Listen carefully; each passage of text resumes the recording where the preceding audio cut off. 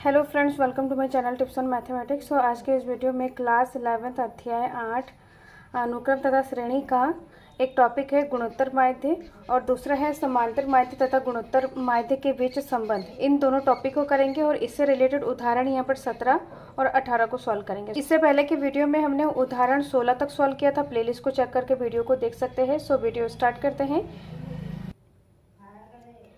तो गुणोत्तर माध्य को समझेंगे तो इसको एग्जाम्पल से मदद से समझेंगे। एक गुणोत्तर श्रेणी ले लेते हैं 2, 4 और 8। ये हमारा क्या है, गुणोत्तर श्रेणी है। अब इसमें कितना है, 3 पद हैं। तो इसका जो गुणोत्तर माध्य हो जाएगा, गुणोत्तर माध्य यहाँ पर क्या हो जाएगा, 4 हो जाएगा। तो इसको लिखेंगे इस तरीके से, 2 तथा 8 का गुणोत्तर माध्य,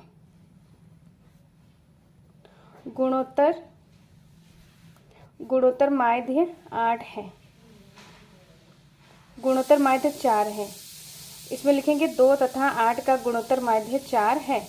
तो इसमें किसी 3 पद का गुणोत्तर माध्य उसके बीच वाला पद हो जाएगा। इस तरीके से इसको लिखा जाता है और गुणोत्तर माध्य को ज्योमेट्रिक मीन बोला जाता है, जिसको शॉर्ट में GM से डिनोट किया जाता है। अब इसका जो फार्मूला है, तो इसमें 2 धनात्मक संख्या माना A और B है। तो इसका गुणोत्तर माध्य क्या हो जाएगा, रूट में A मल्टीप्लाई B, AB। तो ये क्या है, हमारा गुणोत्तर माध्य का फार्मूला है। तो GM इक्वल टू क्या हो जाएगा, रूट AB। ये क्या है, इसका फार्मूला है। अब इससे रिलेटेड हम उदाहरण को सॉल्व करेंगे। उदाहरण नंबर 17। उदाहरण नंबर 17 में ऐसी 3 संख्या ज्ञात कीजिए जिसको 1 तथा 256 के बीच रखने पर प्राप्त अनुक्रम एक गुणोत्तर श्रेणी बन जाए। तो यहाँ पर हमें 3 ऐसी संख्या हमें निकालना होगा जो 1 और 256 के बीच में हमें रखना है। तो इसको सॉल्व करते हैं। तो प्रश्न में बोला जा रहा है कि 1 और 256 के बीच में 3 संख्याएं रखना है। तो सबसे पहले हम इसको क्या करेंगे, मानेंगे कि 1 और उसके बाद वाला जो टर्म हो जाएगा A1, फिर हो जाएगा A2 और A3। हमें 3 टर्म हमें क्या करना है, 1 और 256 के बीच में रखना है। तो टोटल यहाँ पर क्या हो जाएगा, अब इन तीनों टर्मों को हमें क्या करना है, निकालना है। तो इसमें एक क्या है, हमारा A1 है, मतलब A है।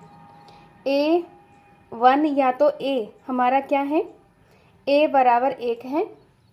अब इसमें ये हमारा क्या है, पहला पद है, दूसरा, तीसरा, चौथा और ये क्या है, 5वां पद है।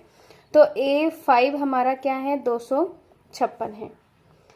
अब इसमें A5 को हम कैसे लिख सकते हैं, जो A5 है, A5 को हम कैसे लिखेंगे, AR⁵ - 1 इस तरीके से लिखा जाता है। जो AN का जो फार्मूला होता है, तो गुणोत्तर श्रेणी का जो nवा पद होता है, nवा पद का फार्मूला क्या होता है, AN इक्वल टू AR⁵n - 1 होता है। ये क्या है, हमारा फार्मूला है। तो ये हमारा A5 गिवन है, मतलब n इक्वल टू 5 रखना है। तो AN का फार्मूला क्या हो जाएगा, A5 इक्वल टू क्या हो जाएगा, AR⁵ - 1 हो जाएगा। तो AR⁴ हो जाएगा और A5 की वैल्यू क्या है, 256 है। अब इसमें हमारा A1 मतलब जो पहला पद है A, वो हमारे पास गिवन है। पहला पद हमारे पास क्या है, 1 है और यहाँ पर R⁴ यहाँ पर क्या है, 4 है और इसमें 256 है। इसको जब गुणा किया जाएगा 1 से, तो R⁴ इक्वल टू क्या हो जाएगा, 256 हो जाएगा। इस संख्या को उसकी घात 4 के बराबर लिखें, जो 256 के बराबर हो जाए। तो 4 की घात अगर 4 लिखेंगे, मतलब 4 को 4 बार गुणा किया जाएगा तो 256 आ जाएगा। और यहाँ पर क्या है, R⁴ इसमें क्या है, घातें बराबर हैं, तो इसका जो गुणांक होगा वो क्या हो जाएगा, इक्वल हो जाएगा। तो यहाँ पर 4 इक्वल टू R हो जाएगा। तो कहने का मतलब यहाँ पर R का मान क्या आया है, 4 आया है। और यहाँ पर R का मान और 1 मतलब जो प्रथम पद है, ये हमारे पास क्या है, गिवन है। हमने R का मान निकाल लिया है और इसमें प्रथम पद दिया हुआ है। तो A2 यहाँ पर ये क्या है, पहला पद है, ये दूसरा पद है, तीसरा और चौथा, दूसरा, तीसरा और चौथा पद हम निकाल सकते हैं। गुणोत्तर श्रेणी का जो दूसरा पद होता है वो ए आर होता है। तो ए आर, तो इसमें ए क्या है 1 है और आर क्या है 4 है। तो A2 इक्वल टू 4 एकम 4 आ जाएगा। A3 निकालेंगे तो A3 क्या होता है ए आर स्क्वायर। तो ए यहाँ पर 1 है, आर है यहाँ पर 4 का स्क्वायर। तो 4 चक्कू 16 हो जाएगा, 1 से गुणा आ जाएगा तो वही चीज़ आ जाएगी। तो A3 हमने निकाल लिया है। अब A4 निकालेंगे तो ए आर की पावर 3। अब ए की वैल्यू 1 है, आर यहाँ पर क्या है 4 की पावर 3। तो इसमें 1 और 4 को 3 बार हमें क्या करना है, गुणा करना है। तो इसमें आ जाएगा 64 आ जाएगा। 64 को 1 से गुणा करेंगे तो यहाँ पर 64 आ जाएगा। तो A4 इक्वल टू क्या आ जाएगा 64। तो इसमें हमें 3 पद निकालने थे। इसमें बोला गया था प्रश्न में कि ऐसे 3 संख्या ज्ञात कीजिए जो 1 और 256 के बीच रखने पर प्राप्त अनुक्रम एक गुणोत्तर श्रेणी बने। तो यहाँ पर 3 पद हमें निकालना था, जो कि यहाँ पर क्या है 4, 16 और 64 है। तो ये क्या है हमारा फाइनल आंसर है। नेक्स्ट हम समांतर माध्य और गुणोत्तर माध्य के बीच संबंध को देखते हैं। अब इसमें समांतर माध्य तथा गुणोत्तर माध्य के बीच संबंध, तो समांतर माध्य को बोला जाता है अर्थमेटिक मीन और गुणोत्तर माध्य को बोला जाता है ज्योमेट्रिक मीन। और अर्थमेटिक मीन और ज्योमेट्रिक मीन के बीच में हमें संबंध निकालना है। तो इसमें माना 2 धनात्मक संख्या a और b है। तो इसमें ज्योमेट्रिक मीन क्या हो जाएगा GM equal to root AB और अर्थमेटिक मीन जो हो जाएगा AM हो जाएगा। इन दोनों को जोड़कर बटा 2 करना है। ये क्या है, इन दोनों का फार्मूला है। अब इनके बीच में हमें संबंध निकालना है।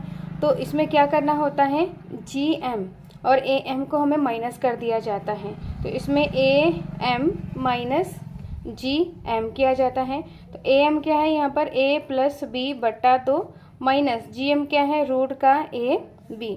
इसको सॉल्व किया जाता है। तो इसमें क्या है 2 क्या है एलसीएम आ जाएगा। तो A प्लस B माइनस 2 इससे गुणा हो जाएगा 2 रूट AB हो जाएगा। अब यहाँ पर क्या है, अब इसमें ये एक फार्मूला बन रहा है, जो कि कौन सा फार्मूला है यहाँ पर रूट A का स्क्वायर प्लस रूट B का स्क्वायर फिर माइनस 2AB बन रहा है। A का स्क्वायर रूट में है तो ये A आ जाता है, यहाँ पर B आ जाएगा, फिर यहाँ पर माइनस का 2 रूट में AB ये बन रहा है। तो ये कौन सा फार्मूला है, ये हमारा है root A minus root B का होल स्क्वायर बन रहा है। तो इसके जगह पे हम क्या रखेंगे इसके जगह पे हम रखेंगे root A minus root B का होल स्क्वायर और अपॉन में क्या आ जाएगा 2 आ जाएगा। ये जो 2 है ये अपॉन में आ जाएगा। अब इसका जो मान है, इसका मान क्या है, क्योंकि यहाँ पर क्या है चाहे कोई भी वैल्यू आए उसका अगर हम स्क्वायर करें तो वो पॉजिटिव वैल्यू ही देगा। अगर यहाँ पर कोई भी संख्या हम रखें, किसी भी प्रकार का संख्या रखें, माइनस का रखें या प्लस का रखें, तो उसका स्क्वायर किया जाएगा तो वो हमेशा पॉजिटिव वैल्यू ही देगा। इसका मतलब जो AM माइनस GM का जो वैल्यू आएगा वो क्या आएगा, पॉजिटिव आएगा, मतलब 0 के बराबर या 0 से बड़ा आएगा। तो इस तरीके से हमें AM और GM में संबंध निकालना है। अब इससे रिलेटेड जो उदाहरण है, उदाहरण नंबर 18 को सॉल्व करते हैं। उदाहरण नंबर 18 में यदि 2 धनात्मक संख्या A तथा B के बीच समांतर माध्य तथा गुणोत्तर माध्य क्रमशः 10 तथा 8 हैं तो संख्या ज्ञात कीजिए। तो इसमें गुणोत्तर माध्य और समांतर माध्य दिया हुआ है। इसमें बोला गया है कि समांतर माध्य 10 है, गुणोत्तर माध्य 8 है दिया हुआ है, और हमें 2 संख्या A और B का मान हमें निकालना होगा। तो इसमें प्रश्न में क्या दिया हुआ है, समांतर माध्य और गुणोत्तर माध्य दिया हुआ है। तो समांतर जो माध्य है AM का फार्मूला क्या बनता है, AM का फार्मूला बनता है A प्लस B बटा 2। अब इसमें AM क्या दिया हुआ है, AM हमारा 10 दिया हुआ है, तो A प्लस B बटा 2 बराबर 10। एक चीज़ इसमें ये दिया हुआ है, अब जब इसको अगर सॉल्व किया जाएगा तो यहाँ पर क्या आ जाएगा, a प्लस बी बराबर 2, 10 से गुणा हो जाएगा, क्रॉस मल्टीप्लाई हो जाएगा, तो 2 गुणा 10, a plus B equal to यहाँ पर हो जाएगा 20। ये है हमारा समीकरण नंबर 1। अब यहाँ पर ज्योमेट्रिक मीन गिवन है, तो ज्योमेट्रिक मीन यहाँ पर फार्मूला क्या होता है, रूट ए बी, जो कि यहाँ पर 8 गिवन है। अब इसमें root A B equal to 8, root equal to इधर आएगा तो स्क्वायर में बदल जाएगा, तो ए बी इक्वल टू 8 का स्क्वायर, तो ए बी इक्वल टू 8 × 64 आ जाएगा। अब हम क्या करेंगे, जो इसमें यहाँ पर जो समीकरण 1 है, 1 से हम b का मान या तो a का मान निकाल लेंगे। तो लिखेंगे यहाँ पर समीकरण 1 से a प्लस बी बराबर 20 है, तो b का मान निकालेंगे तो यहाँ पर 20 माइनस का a आ जाएगा। ये हमने b का मान निकाल लिया है। ये है समीकरण नंबर 2। अब इसमें हम रखेंगे समीकरण 2 में समीकरण 2 से, तो समीकरण 2 क्या है, रूट ए बी, तो ए बी यहाँ पर हमने क्या निकाला है, 20 माइनस ए, और यहाँ पर क्या है 64। इसको हमें हल करना है, तो यहाँ पर 20 ए आ जाएगा माइनस का ए स्क्वायर बराबर 64। इसमें से ए यहाँ पर क्या है, माइनस में है, दोनों पदों को इक्वल के इधर लेके आएंगे तो वो प्लस में आ जाएगा। तो अगर ए को इक्वल के इधर लेके आएंगे तो ए स्क्वायर आ जाएगा प्लस में, 20 ए को इक्वल के इधर लेके आएंगे तो यहाँ पर माइनस का 20 ए आ जाएगा, और यहाँ पर क्या है प्लस का 64, और दोनों चीज़ें इक्वल के इधर आ गया तो इक्वल में क्या हो जाएगा, 0 हो जाएगा। अब ये हमारा क्या बन रहा है, द्विघात समीकरण बन रहा है। तो द्विघात समीकरण को हमें क्या करना है, सॉल्व करना है, जिसके लिए यहाँ पर क्या है 64 है। 64 का सबसे पहले एलसीएम ले लेंगे, तो 2 तिया 6, 2 दूनी 4, 2 एकम 2, 2 चंग 12, 2 अट्ठे 16, 2 चक्कू 8, 2 दूनी 4, 2 एकम 2 हो जाएगा। अब इसको जैसे कि यहाँ पर 2 दूनी 4 दूनी 8 दूनी 16, और यहाँ पर 2 दूनी 4, तो 16 और 4 को ऐड किया जाएगा, जोड़ा जाएगा, तो यहाँ पर क्या आएगा 20 आ जाएगा। मतलब अचर पद के सामने प्लस है तो उसको जोड़ा जाएगा, दो संख्या को जोड़ेंगे 20 आना चाहिए। तो इसमें ए स्क्वायर, तो दो संख्या कौन सा है, 16 और 4 है, तो ए स्क्वायर आ जाएगा माइनस का, इसमें आ जाएगा 16a प्लस 4a, और इसमें 64 equal to 0। A square minus का 16a माइनस का 4a प्लस का 64 इक्वल टू 0। 2 का हमें जोड़ा करना है, तो यहाँ से a कॉमन आ जाएगा, यहाँ पर a बचेगा माइनस का 16। अब इसमें से भी माइनस कॉमन ले लेंगे और 4 कॉमन ले लेंगे, बचेगा यहाँ पर a, और यहाँ पर माइनस प्लस यहाँ पर माइनस आ जाएगा, और 64 से हम 4 कॉमन ले लेंगे तो आ जाएगा 16 इक्वल टू 0। चूँकि यहाँ पर दोनों क्या है, इक्वल है, ब्रैकेट के अंदर वाले चीज़ें, और इन दोनों को एक साथ लिखेंगे a माइनस 4 इक्वल टू 0।